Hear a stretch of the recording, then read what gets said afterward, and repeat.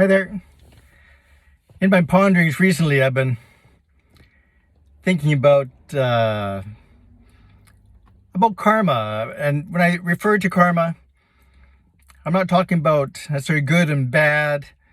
I'm talking about the things that your soul set out in this life to experience, things that you were set out in this life to learn,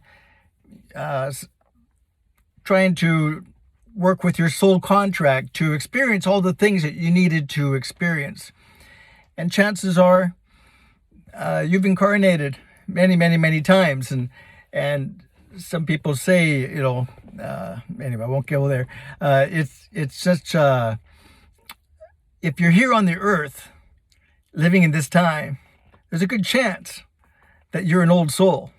You could be the strongest of the strong, the best of the best, just because it is so important that for this incarnation and this cycle of time, third time's a charm. There's two other times civilization didn't go past the point that they needed to in order for this grand experience to have its fruition. So I believe that this is probably the accumulation of thousands of lifetimes for so many people. And we're here at the final, at the precipice. And how exciting is that? So when we're talking about freeing ourselves from karma, it's like letting the life lessons happen. It's being willing to do the shadow work. It's being able to find within yourself strength to explore some of the triggers, look at some of the things that aren't so comfortable, be able to navigate with spirit and to have witness with the spirit, to commune with spirit. When I say spirit, that's kind of connecting with your higher self, the aspect of you that maybe is on the other side of the veil, that knows all things and knows the contracts, knows the workings out, and all the nuances that go on, and it's like your future self projecting back to you, helping you along the path, along with spirit guides and divine ascended masters and so on. So this is what I talk about when I talk about spirit. And so what if there comes a time, because if we're at the end of the cycle, chances are this lifetime, I'm even working out things that I didn't resolve in a previous lifetime.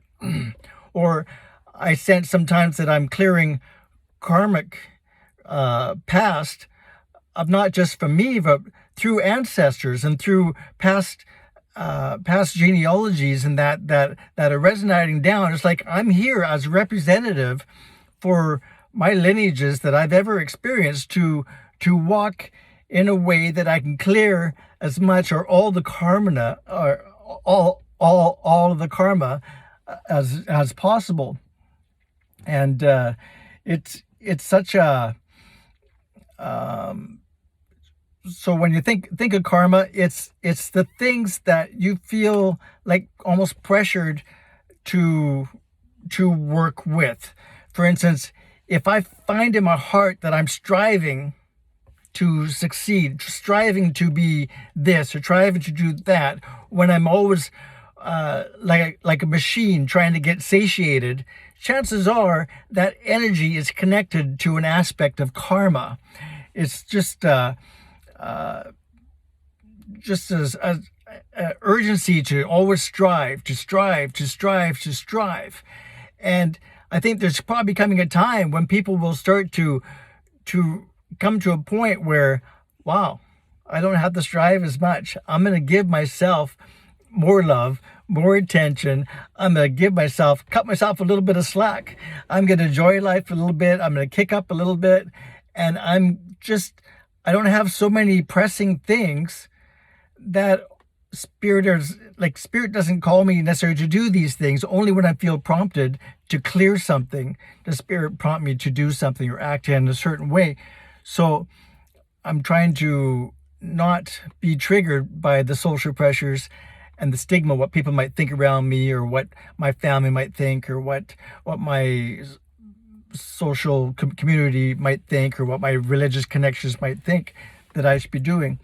So when I consider the fact that the karma is going to be cleared, it frees me up to follow the desires of my heart.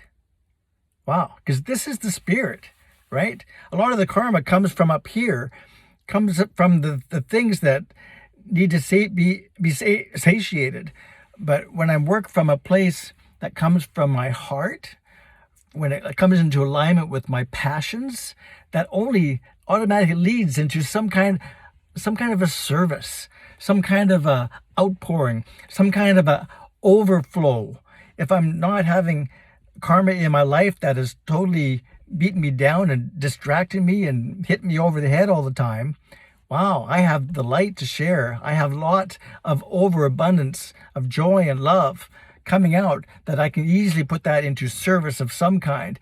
And because I'm in a relaxed state, that's when spirit can infill my mind and my heart with beautiful wisdom and plans and ongoing things. So everyone will have a great awakening in the sense that as soon as they're clearing of karma, because maybe one last thing that they ask spirit to wrestle with, or one more thing they let go, one more thing they let spirit take a hold of rather than them hanging on to, there's going to be kind of a whoosh of energy, some kind of a signal in your heart, in your whole being. It's just going to flutter and go, whoa, what was that?